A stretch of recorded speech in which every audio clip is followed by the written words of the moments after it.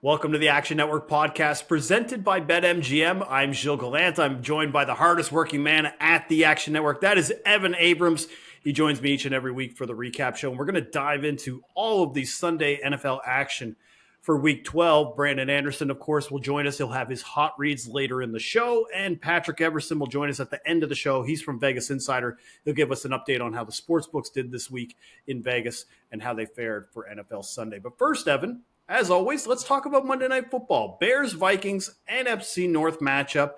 Vikings home favorites of -3 with an over-under of 43.5. And I guess for me, Evan, I'm a little worried about the spread in this game. I don't really I love Josh Dobbs. Don't get me wrong. I think Josh Dobbs is the best story in the NFL, but I don't know if I could trust him as a 3-point favorite, even against this Bears team. And I'm kind of leaning to the over. I get the primetime under trend. We did this last week when we talked about Eagles Chiefs. I was like, I like the over. This one, I kind of like the over because we don't have as solid of defenses involved as what we saw last week. So here's why I like the over 43.5. I think the Bears, especially when they play in the Dome, Justin Fields, they can start fast. We've seen now in the time of Justin Fields either playing in Detroit or playing in Dallas, or anytime he's played in a Dome, like for example at Atlanta, the offensive numbers uptick. You start to see a higher accuracy. You start to see a higher yards per attempt. And I think, like the Lions game last week, they could start fast, score, but then leave the door open for that late rally from the Vikings, which is why I'm even at a 3. Now, if you gave me a 3.5, we could talk, or maybe even a 4. But at 3, I feel like that's a push waiting to happen. And the Bears, their defense, they're 25th overall in defensive DVOA, but where they're really weak is versus the pass. 27th in DVOA versus the pass. That's not good for a late cover, like where you're in a position where if your defense needs to hold strong. And I think both quarterbacks are going to throw a lot in this game. The Bears are 7-4 to the over this year. That's the best mark in the NFL. They're 17-11 to the over since the start of last season. So I really like the over 43.5 in this game. I want to stay away from the side. What are you looking at, Evan? Would you play the over? Would you play the under? Or are you thinking Vikings cover at home? What are you thinking here? I just think you need to look at this initially from this point of view. So most casual bettors looking at this game would probably trust Minnesota, right? You've seen Dobbs in multiple primetime games. He's looked pretty decent. Minnesota seems like a better team. Chicago has an awful history. They never win these NFC North games. But the interesting thing is you look at the tickets, 50-50 right now. Personally, I took Chicago plus a 3.5 earlier in the week. Better number. Down to 3 now. I just don't see it either way. And the over under was 45.5 even It's earlier. Down. Now down to 44, even 43.5 in places. I just don't trust either team really at all. Nor do I trust either quarterback. I'm really not a Pasternak guy. I'm not a Dobbs guy. I've been saying it from the beginning. He's formidable in a position where I think he's more of a game manager who can move. Mm-hmm. You know, he's got a little ability in that place, but he can't throw it downfield. He's a 1 to 10 guy versus a 10 to 15 in that area in terms of passing. So you just don't see him move the chains a ton in that. So and then you're dealing with Fields on the other side where who the heck knows what you're going to get. Obviously the trends 12-1 to the under on Monday Night Football. Yes. Monday Night Football unders 57, 28-1 since 2019. So it's even a long-term type deal. And then one of my favorite trends, when both teams on extended rest expect a low-scoring game, 102, 47-1.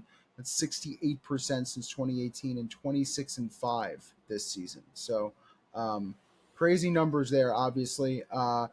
Listen, initially I think everyone would say gotta fade the Bears, right? 6-20-1 against the spread versus the NFC North. But I think I kind of like them. And from a touchdown point of view, I kind of like Fields. I think first touchdown anytime. I think if Chicago actually does what I think they can do and they cover the game, I think it's probably him inside the dome. Maybe he gets running a little bit. But that's my thoughts. Yeah, so at the 3, I would be like, okay, I would prefer the 3.5. Sure. I would tell you, do not bet the Bears money line at this stage. I know people will look at that and think, oh, I'll just take the money line on the short spread. But the Bears, they're 1-9 straight up in their last 10 road games, 2-13 straight up in their last 15 road games. I mean, when the opponent scores 20 or more points, the Bears and Fields lose. That's really what it's come down to. So I think more points are going to be scored because that's why I think the Bears might end up losing in this stretch. I will say the Pasternak part, I'm not really digging a lot of Vikings touchdown scores. Like right now, it's still undecided if Justin Jefferson's going to play. Even if he does play, you don't want to bet a touchdown score on the first game coming back from an injury with barely any connection with Dobbs.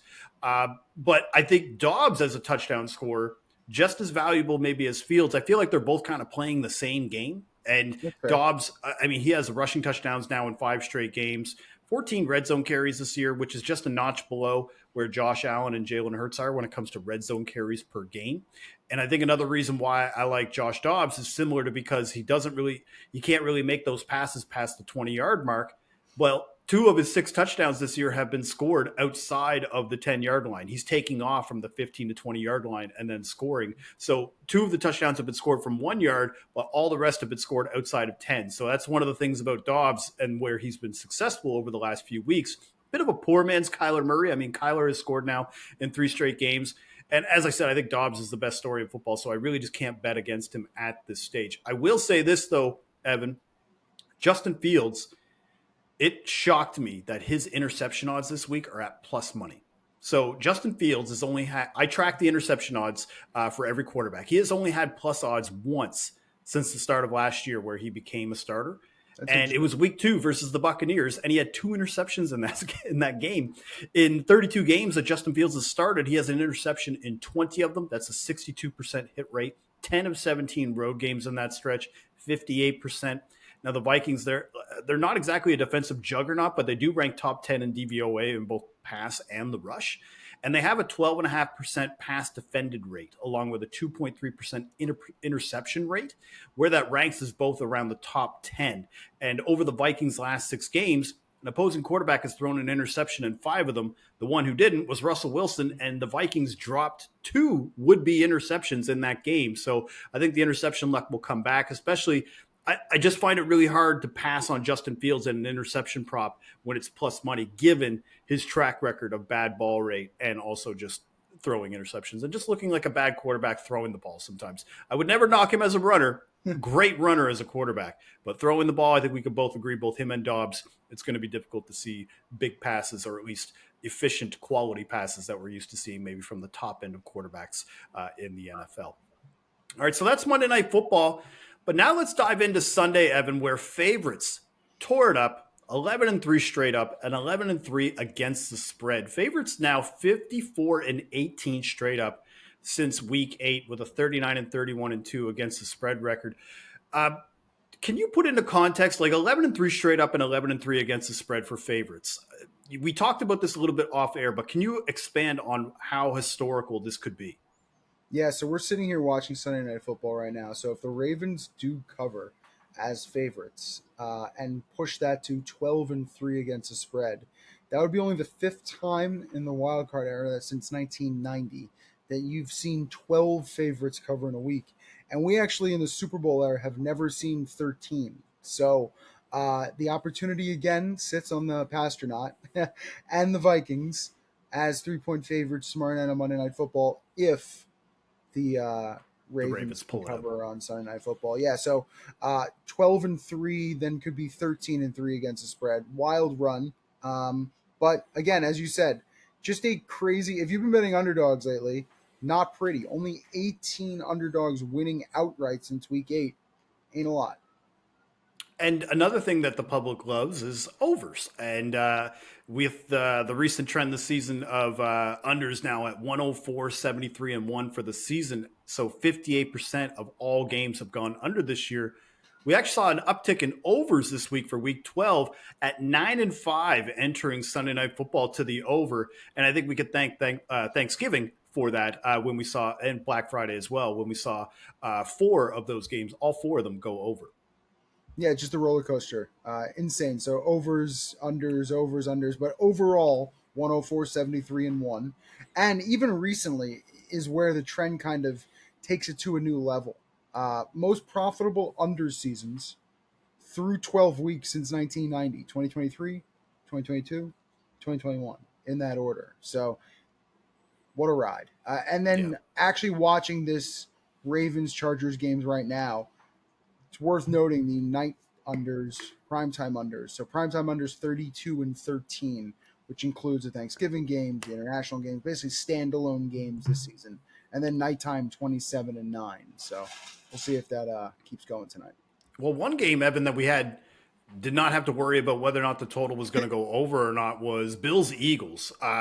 We say this every week. It feels like it's the game of the week, and they always just kind of fall short. Well, this is one game where both teams came to play.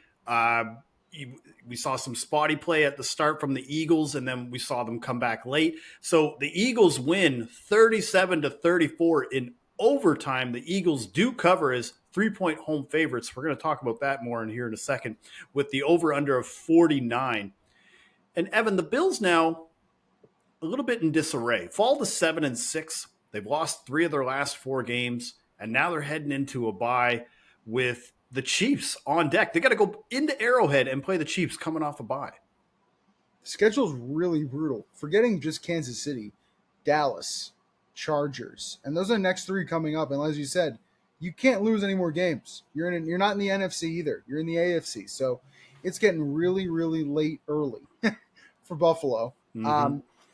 We're going to talk about this every single week because it's just who he is. But it's just worth noting. Josh Allen, 8 straight games now with an interception.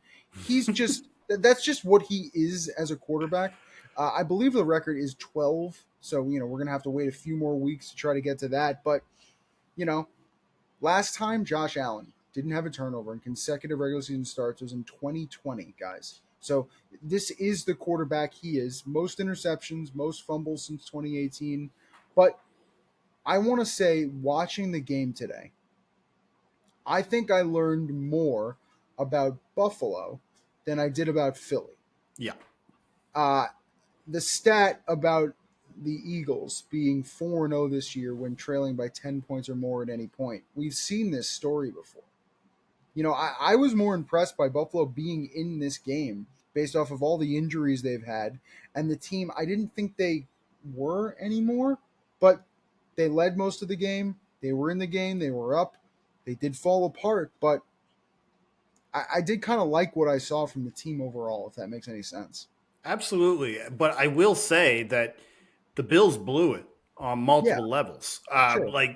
Because what we've talked about with Buffalo over the last month is, and these games where they're losing like to the Patriots or to the Jaguars, is they're starting off slow. They're waiting until the 3rd or 4th quarter to turn it on. They didn't do that today. They came out strong. They led 17-7 at halftime. They held Jalen Hurts and that offense to less than 100 yards total.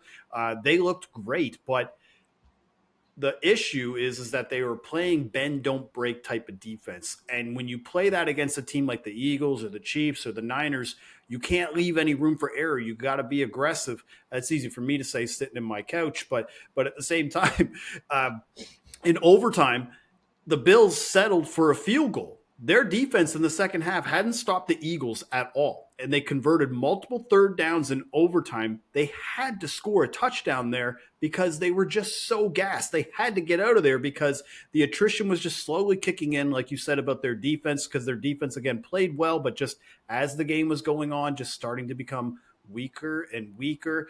And really what it came down to as well, this spread.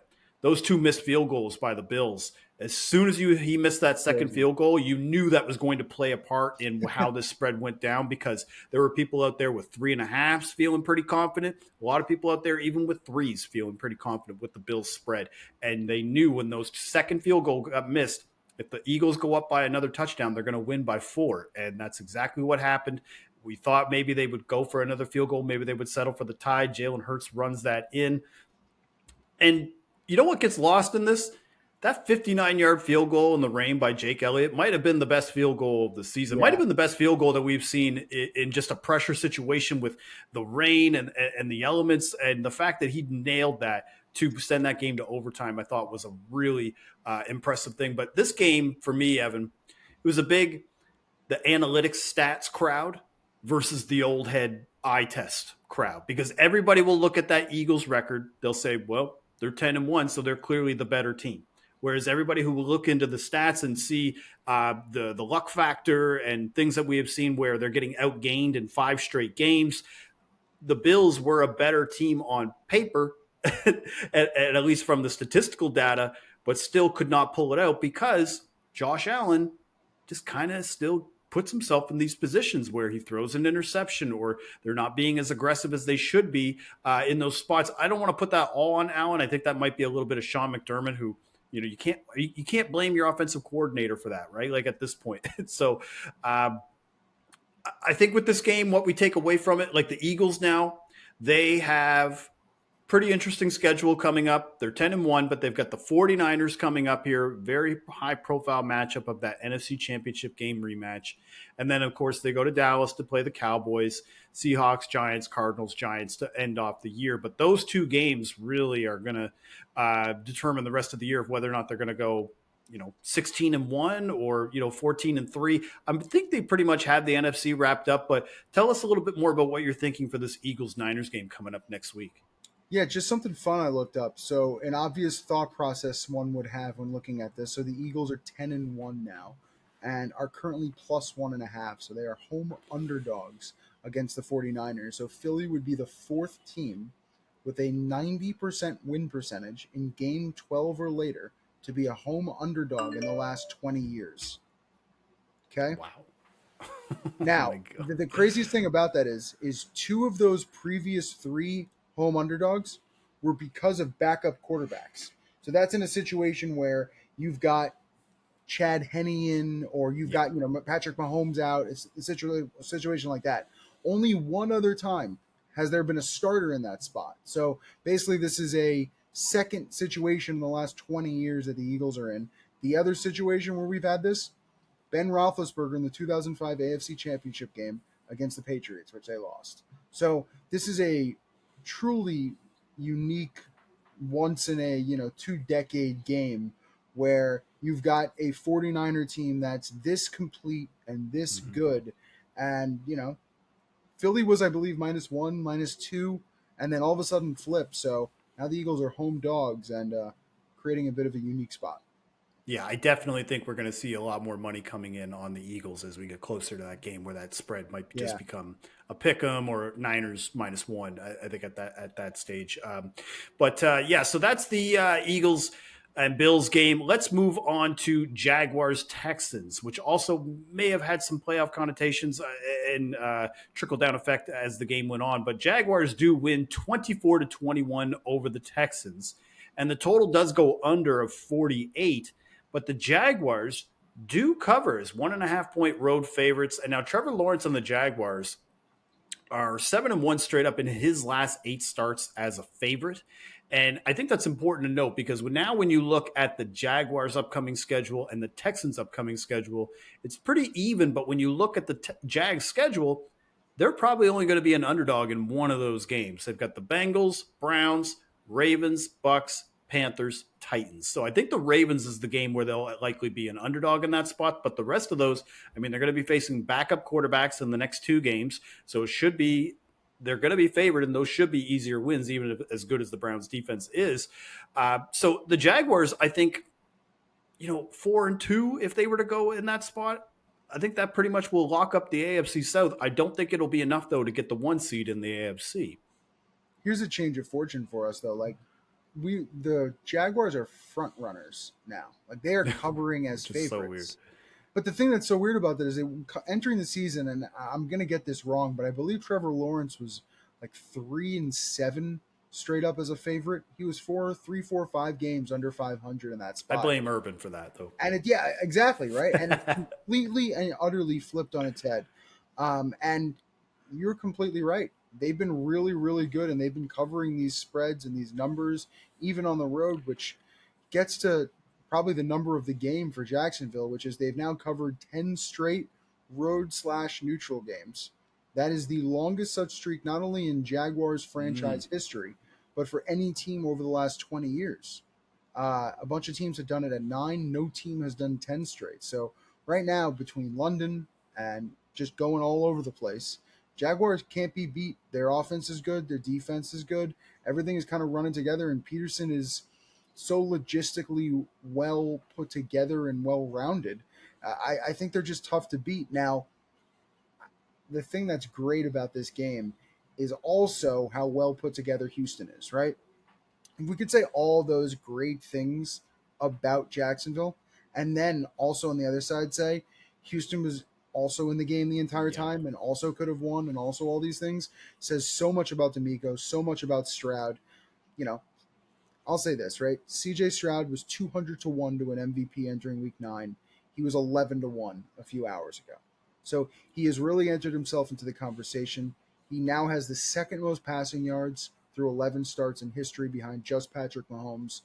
I just don't think enough needs to be said about that. He's been great, but fantastic game overall. You know, He did pass Justin Herbert for the most passing yards by a rookie, though, today. There you go. And he still has 6 games left. 306 yards and 2 touchdowns for Stroud. I mean, Stroud, to his credit, he got the Texans back into range to potentially tie the game. Amendola missed the field goal, so as a result, now the Jags win. They control the AFC South. But really, I thought the Jaguars blew this game. I feel like I've said that now 4 times this year. I feel like the Jaguars almost blew this game, or they blew it in general, because at the end of the first half, if you were watching, they got a gift with one play at the 1 yard line, 1 second left. Christian Kirk gets a long catch, gets out of bounds at the 1 yard line, and Doug Peterson, I don't know why they don't just keep the ball in Trevor Lawrence's hands, does this weird pitch to Etienne. Again, I'm not knocking him for going for the touchdown, but the play call was just not where it needs to be. It was just a huge missed opportunity because they could have went up 20-7. They were getting the ball at the start of the second half, but it's just Doug Peterson, man, with these play calls. Like, sometimes his pants, they're just a little too fancy sometimes. And, you know, I think the Jaguars were lucky to pull out this win. I feel like the Texans give them everything they could. And I think the Texans, if they were to play a third time on a neutral field, I think the Texans would be favored. Honestly, I feel like, and I think a lot of the public would end up backing Houston just as a better story as opposed to the Jaguars. Now, the Texans, I will say, they're 6-5 in the AFC. They've got the Broncos, Jets, Titans, Browns, Titans again, and then the Colts. So 3 divisional games in the final 4 games. I'm not saying that they can win the AFC South. What I'm saying is that if I keep saying the Jags blew it every week, the Texans are going to be right there because they have a split on the season series. So really, it just will come down to whether or not the Jaguars take care of business. But so far, from what we've seen from Jacksonville, is that when they are favored, they do take care of business. So that's where we're at now in the AFC South. But let's move to the AFC North between the Steelers and the Bengals. Steelers win 16-10 in a classic AFC North score. The total goes under of 36.5, and the Steelers cover as 2-point favorites. And Evan, dating back to the start of the 2021 season now, Pittsburgh move over Minnesota. They are 22-8-1 in one-score games. The voodoo magic is back for Pittsburgh. One-score games. 10-1 last 11, I believe. 12-2 last 14. Yeah, they are even after last week where the streak was broken. Welcome back, Pittsburgh. Right. The 2 notes for me: Bengals win total under has now cashed with the that was loss. 11.5. Yeah, 11.5. So Bengals win total under and Panthers win total under, which was 7.5. Are your first 2 cashers of the season. Texans over 6.5 was the one we were waiting for. Didn't happen today, maybe next week. But so Bengals under in the books. The other one that's interesting, low totals this season.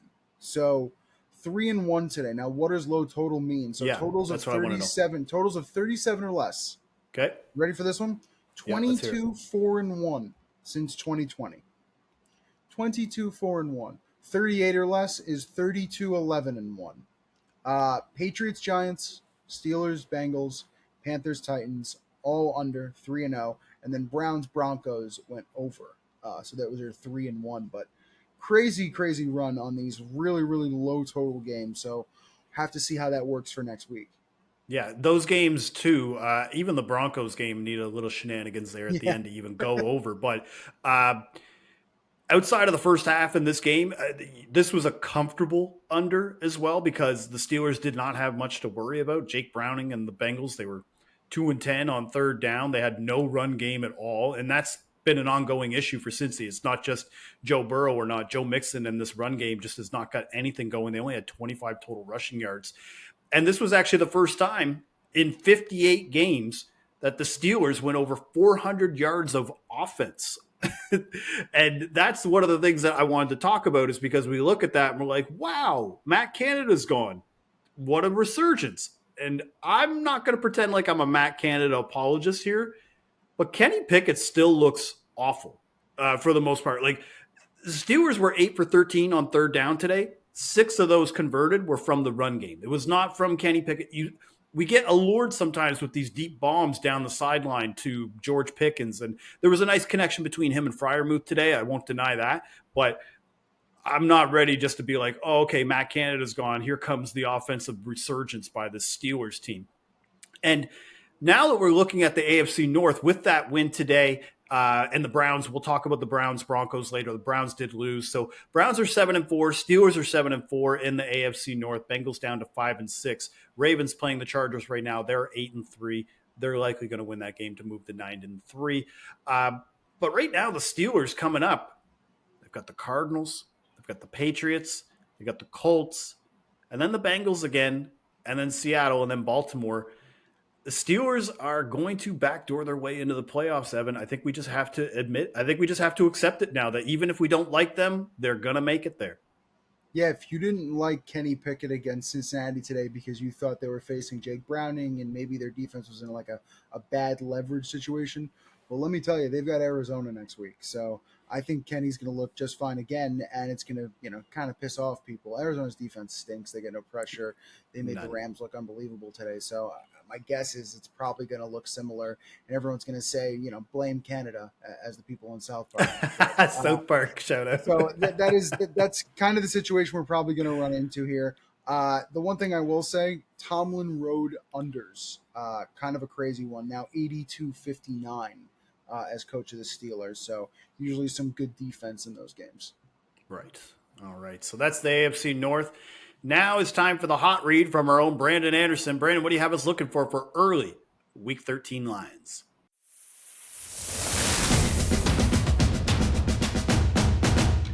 All right, Week 13 hot read.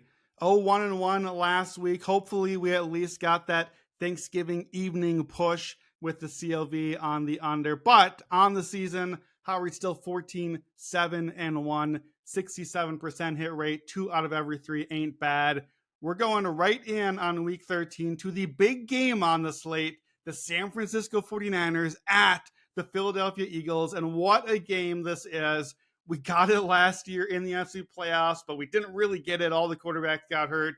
What a game this should be here. The best team in the NFL and a 10-1 team. They're facing off against each other. Get out of here with these stupid Eagles. The Eagles got outgained by 98 yards, a 4th straight win. They're winning games. They're getting outgained by 100 yards, outgained by against Buffalo, 127 yards. Their defense, Philadelphia's defense, can't get off the field right now. The Bills just gave it away, which is what they've been doing. But enough with this winning DNA and all the catchphrases you're hearing. Sometimes we just get lucky, right? We're just getting lucky. The Eagles are 7-1 in one-score games. 5 of those wins are against teams that are 500 or worse. So it should be more important to us that the Eagles are getting into these tight coin flip finishes against subpar teams or average teams than it is that they're actually beating them with some luck at the end. The Niners are the better team. Coming into the weekend, 49ers are second in DVOA. The Eagles, the 10-1 Eagles, are 10th. They're 10th place out of 32 teams in DVOA. The Niners are number 1 on offense, number 1 on passing offense, and those numbers are going up since week 8. Once they got everyone back healthy, we know they have that 3-game losing streak. It turns out that was just because everyone was hurt, including Trent Williams, big underrated part of their offensive line. Now they're all back. They're rolling again. They rolled right through Seattle on the road, that Thanksgiving night game. The Eagles are going the opposite direction. Eagles pass defense, 19th by DVOA and trending down. They just aren't able to get off the field right now, especially on third down on Sunday. Bottom half of the league DVOA on defense. That is not the profile of a 10-1 team, which is kind of what we're seeing here. So in particular, this matchup, this is one I've had circled since early in the season. We knew this was coming. I think this is a matchup that leans totally in the Niners' favor because of the middle of the field. The Eagles' defense invests heavily on the line and at cornerback. They did not bring in linebackers. They were getting killed Sunday. Couldn't even get off the field against the Bills, who don't even run the ball that much. And they're just running like 3-4 times straight up the middle, first downs late in the game. Again, should have kept with it and won the game. But the Niners are going to stick with that sort of thing. The middle of the field is where the Niners live. This is where they thrive. On defense, you got Fred Warner, you got Dre Greenlaw. They control the middle of the field. That's where San Francisco is elite defensively, up against that run that Philly is so good at and those middle passes. And on the other side, Eagles are dead last DVOA against tight ends. So I think George Kittle has a big game. And that middle of the field where the Niners like to operate, those play actions, those throws over the middle where Purdy likes to throw, I think they can really eat up the Eagles defense here. So this is the one that we've been waiting for. We wanted it last year. We didn't really get to see it with all the injuries. We're getting it now. I'm grabbing it right away. Give me the 49ers minus 115 on the money line. They are the better team. We're going to fade the Broncos too. Go right back to Texans Island. Give me the Texans minus 2.5 against the Broncos.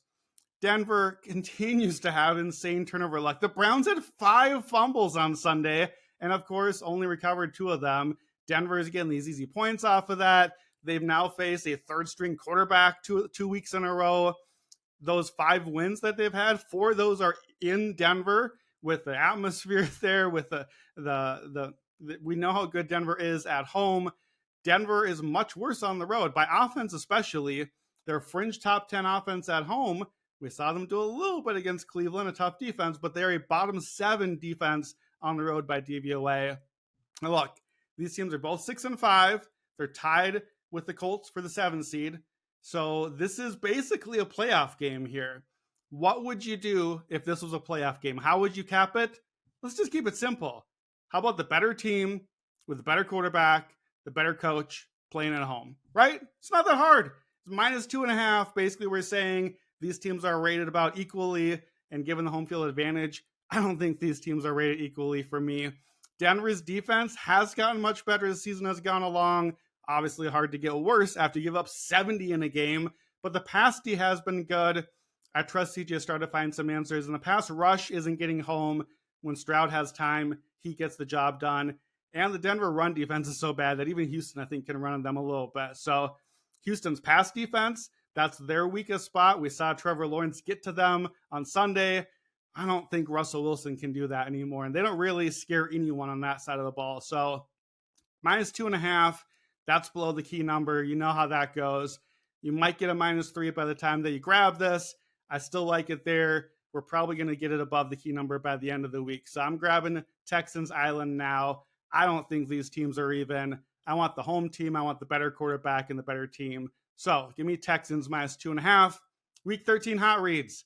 49ers minus 115 on the money line at the Eagles. And right back to Texans Island minus 2.5 against the Broncos. Let's get it. Thank you, Brandon. Now, Evan, let's talk Browns-Broncos. We previewed it a little bit earlier there, just talking about the AFC North. But let's talk about this game between Browns-Broncos, where the Broncos do win 29-12.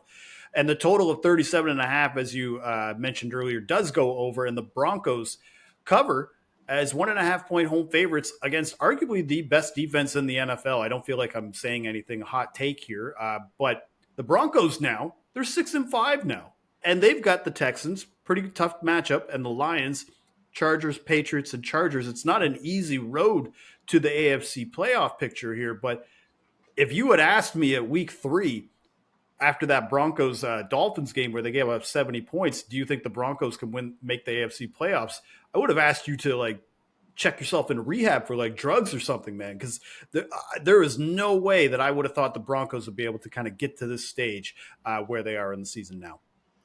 6-5, crazy to even look at the standings. The thing that's the issue at the current moment, Broncos fans, Broncos bettors, anyone invested in their positive future, is at Houston, at Chargers, at Lions, 3 straight road games. I mean, there's a real possibility it's 0-3, but I mean, It's just the dream dies quick. yeah, it's a tough road ahead. So I think the schedule doesn't give them any favors. I think the situation today helped them out. I think Dorian Thompson Robinson didn't make it hard on their defense. So with that, and I don't even remember their future for Dorian Thompson Robinson. I believe PJ Walker came into the game. Not sure what the status is going to look like next week when Cleveland has to go to the Rams. But either way, I think Denver got a little bit of a gift, and I think they've looked great, right? I think the defense, which was 32nd, I believe, in DVOA within the first 4, 5, 6 across games, the board passing defense, man, it's bad. awful. And now it's better. It's been better. It's not great, but I think it's better, and I think it's really helped them.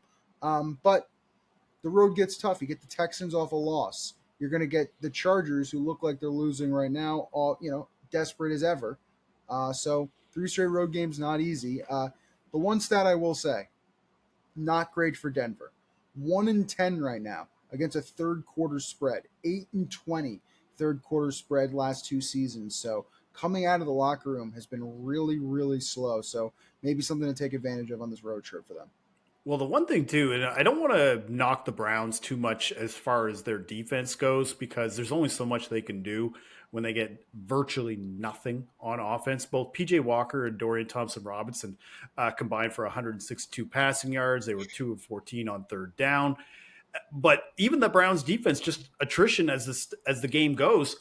The Broncos running offense, they had only scored 1 rushing touchdown the entire year entering this game. That's their first 2 touchdowns of the game, with a touchdown to Javonte and another touchdown to Russell Wilson. Sorry, Samaje Perine scored the opening touchdown of the game. Because, again, Russell, this pass defense by the Browns is still really good. He only threw for 134 passing yards today, so it's not like they were just marching down the field. There was just never a point where the Browns were in a position to keep that defense off the field. They were just constantly playing from behind here. So the Browns now 7-4. They've got the Rams, the Jags, Bears, Texans, and Jets. Probably enough to make the playoffs at this point, but if they went 1-4 in that stretch just because of what they can do offensively, that would not shock me either. And I would not be surprised if the Browns just end up slowly backing away from the playoff picture just because they can't do anything offensively. Yeah, it's a scary proposition with their quarterback situation, assuming that Walker and DTR are their options every week. And even if you bring in a Flacco or something like that, it's not going to get that much better. So week in and week out, a lot of pressure on the defense. And you have some decent offenses coming up, like you said, Rams, Jaguars. Mm-hmm. So it's going to put a lot of pressure on the quarterback to put up points, and it's just not great for them. And I'm invested in Cleveland. I'd love for them to make the playoffs, but I didn't expect no Watson. So yeah, and I mean, really, it's just a lot of 13-10 games that you're gonna see coming up with that. Which is why, like, Denver scored 20-some, 29 today. You just can't have that. Cleveland's never going to win a game close. No, not even close. All right, let's move to the NFC South. Saints Falcons play today. Falcons win 24-15. Winning outright as home dogs, but they do go under the total of 41.5. Derek Carr is the favorite. This game was very frustrating, like, for me, because I will sit there and evaluate quarterbacks. I'm betting on quarterback interceptions. I'm doing all that stuff. So obviously the interception part worked out really well. But if you're betting on offense from these two teams, it is the most frustrating thing in the world, other than maybe like getting your kid dressed and ready for school. Because like Desmond Ridder at quarterback just makes me want to slam my head against the wall. He had 2 interceptions today. There's horrible decision-making on third down. Arthur Smith and this team is using a 3 running back committee right now. Bijan is averaging over 6 yards per carry in the game, and they're still running it with Cordero Patterson. Like, the corpse of Cordero Patterson is still getting carries in this offense. So now, with the Falcons winning, they by default lead the NFC South at 5-6, Saints also at 5-6, Bucks just behind them at 4-7, and we don't need to talk about the Panthers at 1-10. But Derek Carr and the Saints team is likely going to be favorites in a couple of games here upcoming. They've got the Lions, Panthers, Giants, Rams, Bucks, Falcons. They'll likely be favorites in 4 of those 6 games because they'll be hosting the Falcons in Week 18 at home this time. But the reason why I bring that up is I don't think you want to take the Saints in that spot because Derek Carr as a favorite has just been awful as a spread bet. 18, 37, and 2 against the spread. That means if you faded Derek Carr as a favorite, every game in his career, you would have won 68% of the time. That is the worst ATS percentage in 20 years for a quarterback. Yeah, it's going to be rough. They do have 3 straight home games, so the Saints will be in the Dome for Lions, Panthers, Giants. Probably favorite in the Panthers and Giants games, dog against the Lions. Yeah. Either way, the situation in the division, I think, is probably the most interesting. The Falcons, you look at the standings, you're like, oh, wow. They are 3-0 against the NFC South. They are now tied with the Saints at the top, which is actually important because you assume New Orleans is going to go 2-1 in those 3 games, and Atlanta now travels to the Jets and then faces the Bucks. So, shrug emoji, put up my shoulders. Who knows what's going to happen there? From a stats point of view, this is probably the worst of the worst. So Dennis Allen, which even if you look win percentage overall, like since 1990, and even when you go further back, he's one of the worst head coaches you could possibly have. I believe he's like 20-44, something of that nature. But he is now 5-14-2 against the spread versus divisional opponents with both the Raiders and the Saints. That is the worst for any head coach, not only in the last 20 years, but in the wildcard era since 1990. Worst win percentage. So Dennis Allen not coming through. And when you watch this game, and you said to yourself, well, the Saints are going to give it to the Falcons, and the Falcons are going to give it back to the Saints, kind of how it felt. And then all of a sudden, Arthur Smith said, well, we're going to give it to Bijan Robinson, and then it worked. Not only that, Atlanta covered the first half for the first time, what feels like forever. And then they won the game. So it was a recipe for a win. And will it keep going? Like, will it continue against a Jets defense next week? Who knows? I don't know, man. Just the Saints team, like 5 trips to the red zone, and you come away with 5 field goals. By the 3rd field goal, it's like, okay, on the 4th one, we're going for it on 4th and whatever. I don't care. We just can't keep settling for field goals here. And that was part of the thing is like, so someone need to explain to Dennis Allen that 7 is more than 3, and this other team is scoring touchdowns on you. And by the 3rd quarter, it was the infirmary ward for the Saints. Like, Chris Olave had to go to the blue tent. Rashid Shaheed left the game. Juwan Johnson's banged up. He left the game. So you're seeing 3rd-string running backs and wide receivers out there that were on the practice squad a couple weeks ago, which was kind of impressive that the Saints were still able to march down the field. But you could see, even with Derek Carr, they're 45% right now in red zone conversion percentage to score a touchdown. That's 23rd in the NFL. So not as quite as bad as what you see from like the Giants and the Jets. But the reason why I feel like it's just as bad is because we have expectations. We think with all this talent on the Saints team, they should be able to convert when they get into scoring position. But you have Derek Carr quarterback, and that's what happens. All right, Chiefs Raiders. Let's move over now because I don't want to talk about Derek Carr anymore. All right, Chiefs Raiders. Chiefs win 31-17.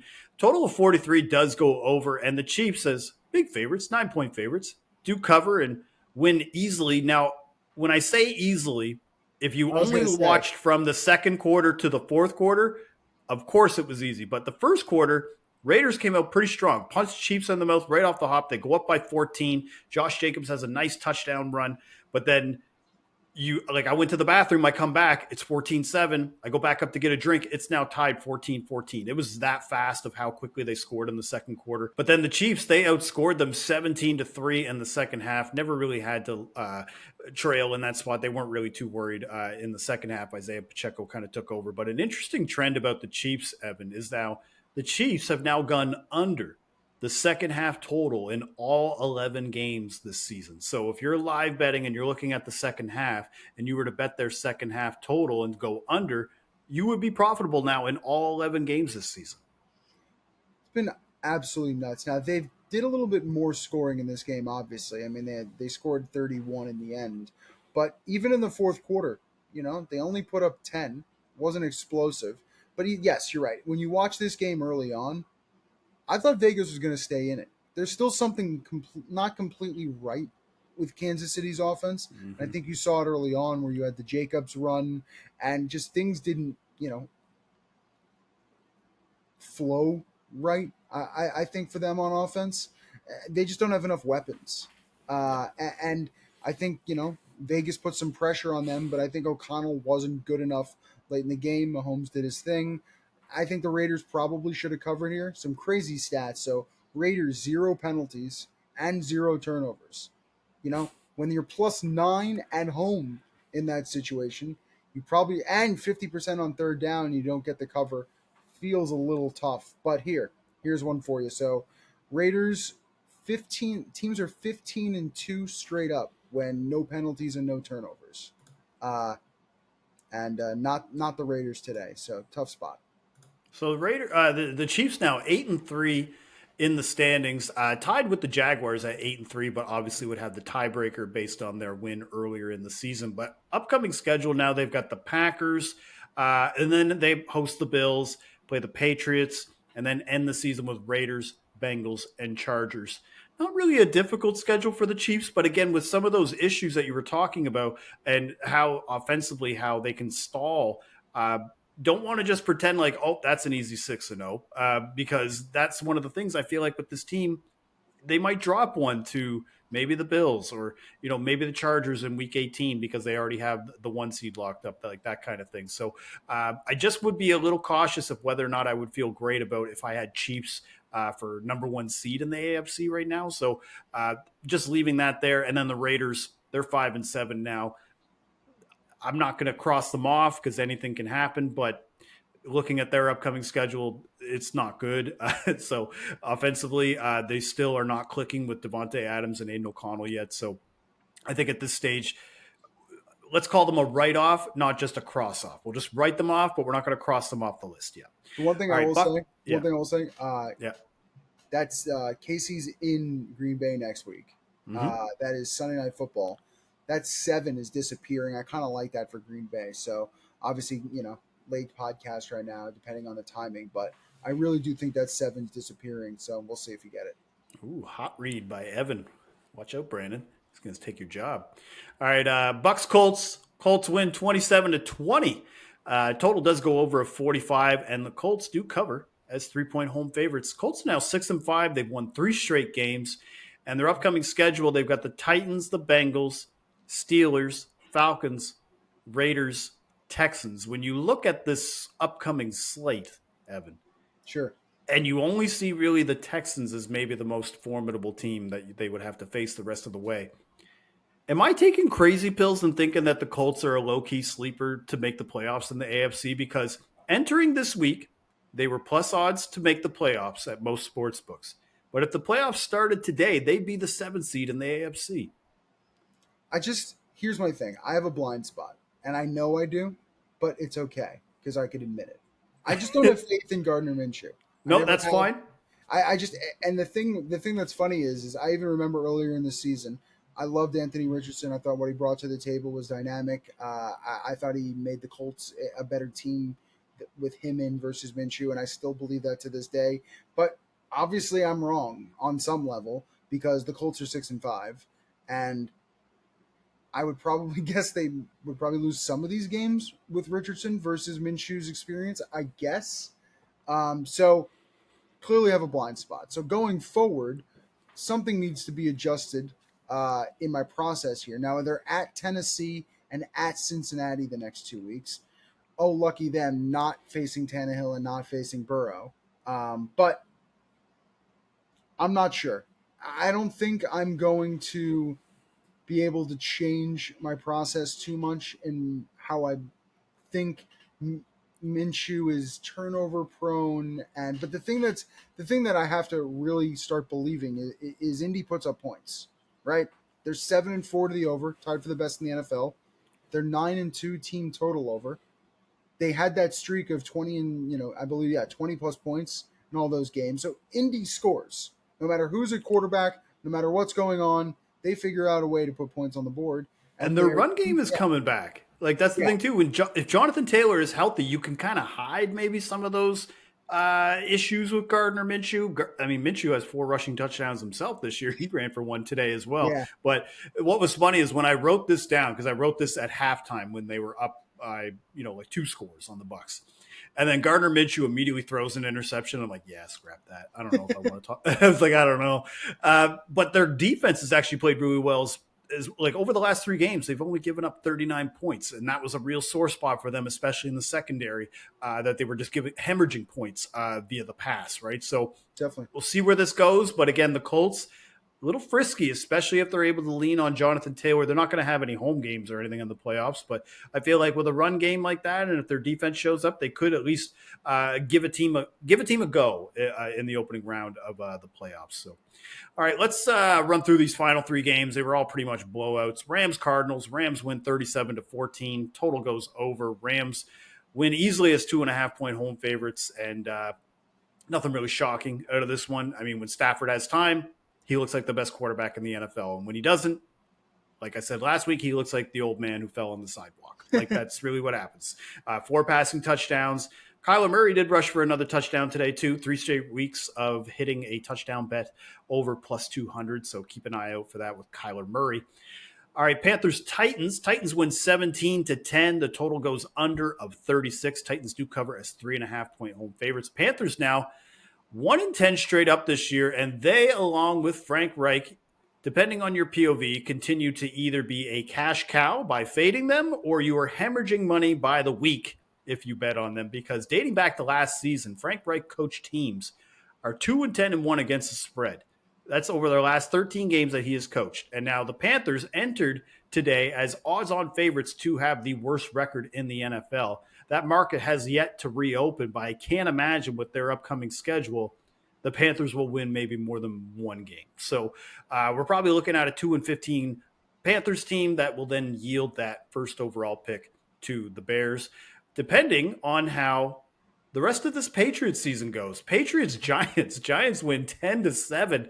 Evan is a low-key Giants fan, maybe not as prominent as he used to be back in the day, but I'm sure he was fist-pumping the entire time watching the Giants get another win over the New England Patriots, because the Patriots were actually road favorites, 4.5-point road favorites, and the under of 35.5 does hit very comfortably.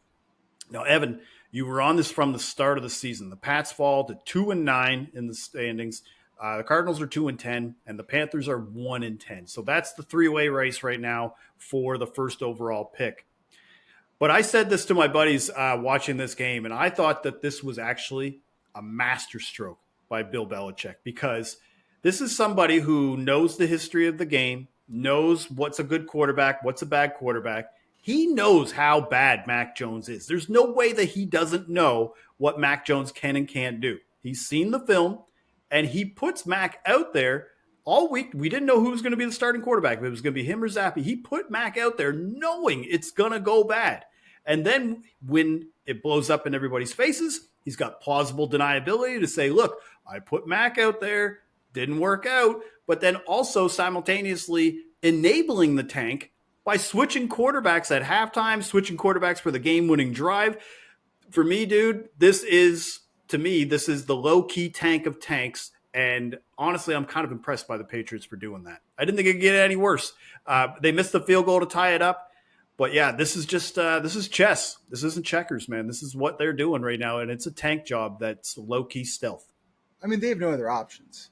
What else would you like them to do? I mean, they woke up this morning and cut Will Grier, and then they said to themselves, all right, we're going to play Mac, and they're going to play Bailey, and they're going to go. It's just, they've got no other options. So Bill's just playing listen, he called in that field goal. I'm going to say it right now. There's no interest at all in winning that game today and making anybody look good on any level. There's no interest in it. There's no reason for any of it. Keep losing. Lose away. Has to be what they want to do. Has to be what they have to do. Well, especially because I was just going to say, especially because the Giants, they were probably vying for that number one spot too. So whoever lost that game was likely going to be a top 3 position no matter what. So they had to lose this game if they were going to try to go for the top overall spot. But even if you look at it, the emotion of the day felt so different, right? The New England sideline, even if they had won that game, just felt like the Giants had emotion. They'd be felt like 3-8. Yeah, they felt like they wanted to win on the New York sideline. Like, yeah. Barring all the other stuff that, you probably didn't want to win for a lot of different reasons, DeVito, everybody was, ecstatic at the situation. There's something off in New England. Yeah, so it should be interesting to see kind of how the rest of this year goes. I'm not even going to ask you the question of, do you think Mac Jones is going to start next week? Because I'll say it. I actually think that's what Bill Belichick is going to do the rest of the year. And he's going to say, you're going to take your medicine and you're going to eat shit and you're going to eat it in front of everybody, because he had 2 picks and a fumble in the first half. It was one of the worst quarterback performances I've seen this season. And I rail on Desmond Ridder and Zach Wilson every week on this podcast. So can you imagine how bad Mac Jones looked today? The only bad thing for Mac next week, if he starts, is that they play the Chargers. So it's going to be a 1-score game. A 1-score game, and a game where he'll actually look good passing, because that Charger secondary makes every quarterback look like a Pro Bowler. So maybe this is the bounce back week that everybody's been banking on with Mac Jones. All right, so that's the full Sunday slate. Let's check in with Patrick Everson from Vegas Insider to see how Sportsbook fared in Las Vegas for Week 12. Patrick? Thanks a lot, Jill. Appreciate you having me on the Action Network podcast again. And this was a good NFL Sunday for bettors. As bad as Thursday was for the bettors, as good as it was for the bookmakers, once the Lions lost that game, it was going to be a uphill battle for bettors the rest of the way on Thursday, on Thanksgiving, because everybody had the Lions in their 3-team turkey leg money line parlay, Lions to Cowboys to Niners. The bettors were scrambling from there. It was a great Thursday for the books, but today was not so good. And it started slow. The early kicks, the early window, it was kind of a toss-up. I talked to 2 different odds makers here in Las Vegas on this Sunday evening, and one of them said in the early games, actually I was going back and forth with them throughout the day, so after the early games ended, one odds maker said the early games, mixed bag. Sharps were on Indy, so we lost that, but Sharps were also on Carolina, and we won that. So he said it was just really an uninspiring early slate, and that meant a lack of regular public interest. But the late slate had the Chiefs in it and had the Eagles in it, and the bettors were on the Chiefs and the Eagles, and they were on the Ravens on Sunday night.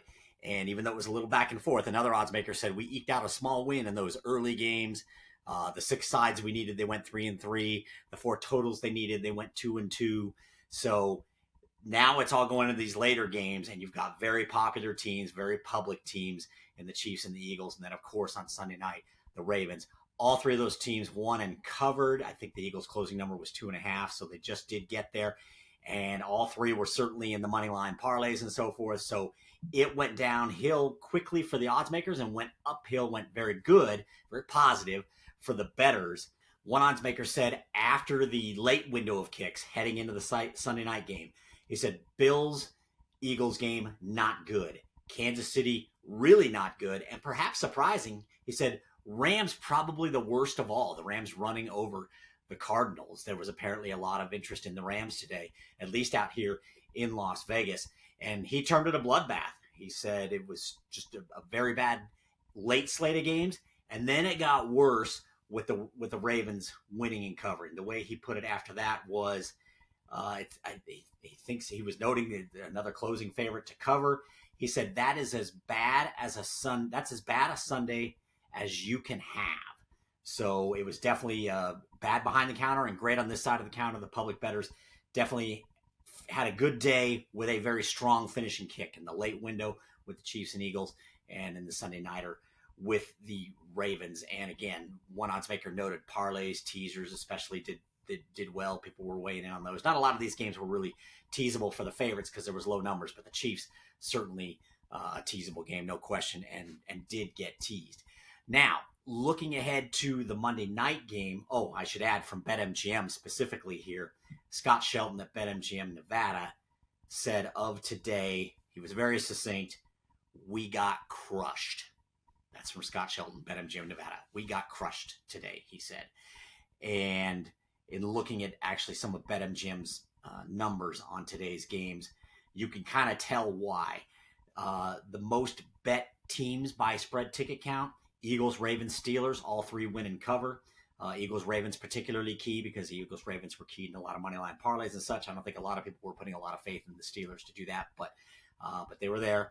And then the most bet teams by money: Eagles, Jaguars, Steelers. Eagles, Jaguars both get there on the spread. So between that and the way these teams were keyed in parlays and so forth, money line parlays, it was definitely ended up being a good day for the betting public.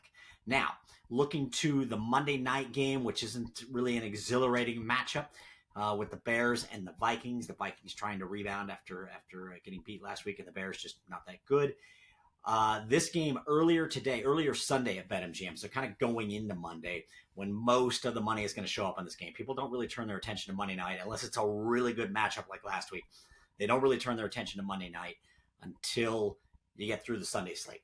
But on Sunday at BetMGM, it was two-way action on the spread, 57% of bets on the Vikings, 58% of money on the Bears, which I thought was kind of interesting. Bears getting more money on the road as an underdog, and the Bears not necessarily being seen as being that good. And if you go over to the money line, similar situation, 58% of tickets on Minnesota, 55% of money on the Bears. And if you look at the total for that game, in case you're curious about that, two-way ticket count, almost dead even ticket count, but 78% of money on the under, and that total's come down. It looks like it's come down a couple of points. I'm not sure if it's rebounded or not, but it did come down some, and the money at least is leaning toward the over. Now, looking toward next week, week 13, got a handful of pretty good games on the docket. The biggest and best one among them, no doubt, rematch of the NFC Championship game, and it's in the same city. The Philadelphia Eagles get to host the San Francisco 49ers again. Now, I thought this was kind of interesting. I talked with an odds maker on Sunday night here in Las Vegas, and he said we went back and forth on this line, eventually settling on pick'em. So open this game pick'em. Didn't even make Philly a favorite after the Eagles' exhilarating overtime win against the Buffalo Bills. And then what happened after that kind of surprised me a little bit too. San Fran goes to -1 and -1.5 right out of the gate on Sunday night here in Vegas with this particular odds maker. And what the odds maker said was the Eagles are in the middle of such a difficult stretch, and the power rating for San Fran is out of this world, which I think was a pretty interesting comment. He said we expect plenty of two-way action, and this game figures to be among the highest handle games of the entire season. To that, I would say it's a shame that this is not prime time. I thought they were starting to flex in these Sunday night games. I'm not sure how this one wouldn't have gotten flexed in over Chiefs-Packers. Especially since we've known for weeks that, granted, the Packers are coming off a great win at Detroit, but come on, you got a chance to put the Niners-Eagles in the Sunday night slot. Why doesn't that get flexed in there? So I have no idea why that didn't happen. It should have happened. It didn't happen, but at least it's in the afternoons, in the late afternoon slot, East Coast, early afternoon, West Coast. So it's a little bit of a prime spot, but that should be a tremendous game. The Thursday night game could be good. We'll see if the Seattle Seahawks decide they want to get back on track here. But the odds maker that I spoke with here in Vegas, he opened Dallas -7, -120, which was a slight adjustment from just the -7 flat of the look-ahead line last week. But they went to 7.5 right away, pretty much on this Sunday night. I think it came pretty quickly to 7.5, literally within 90 seconds. And what the odds maker said is we didn't want to go too high because this could be a potential bounce back spot for Seattle to compete for a lot longer than it did on Thanksgiving against San Francisco. As you might recall, Seattle got rolled at home against San Francisco on Thanksgiving. But he said, as is often the case, we'll be rooting against the Cowboys. I'm sure the public will be all over them. And then the Detroit Lions, I alluded to them at the top with their loss on Thanksgiving Day, which obviously set the table for the books to have a really good Thanksgiving and for the bettors to get kind of beat up, especially everybody playing those favorite moneyline parlays on Thanksgiving. Talked to him a little bit about how that game looks, the Lions-Saints game looks, how Detroit might rebound, what they're thinking behind the counter. And this game was -3 on the look-ahead, Detroit -3. So really, they weren't really favoring Detroit by very much, considering how good a season Detroit's had overall. They did reopen this on Sunday night at -3.5 Detroit because New Orleans is pretty banged up. The odds maker said New Orleans looks like it's about out of players, and he said the Saints looked bad today against Atlanta. He said it will be interesting to see how the public reacts to Detroit after it looked so bad on Thanksgiving. And again, they've got the Lions at -3.5 in this game. So there you have it, a little bit of a recap of the weekend. The bettors rebound in the NFL from a difficult Thanksgiving Thursday. Get a good late run on Sunday with the Chiefs and the Eagles and the Ravens to make some money and really take it to the books. Like I said, one odds maker called it a bloodbath, and another one said it was really bad. So definitely a good day for the bettors. A little look ahead to the Monday Nighter and a look at some of next week's games. Thanks again for having me, Gilles. We'll see you next week. Thank you, Patrick. And thank you again for listening to the Action Network podcast presented by BetMGM. Enjoy Monday Night Football and keep an eye out for all of our NFL Week 13 podcasts right here on the Action Network.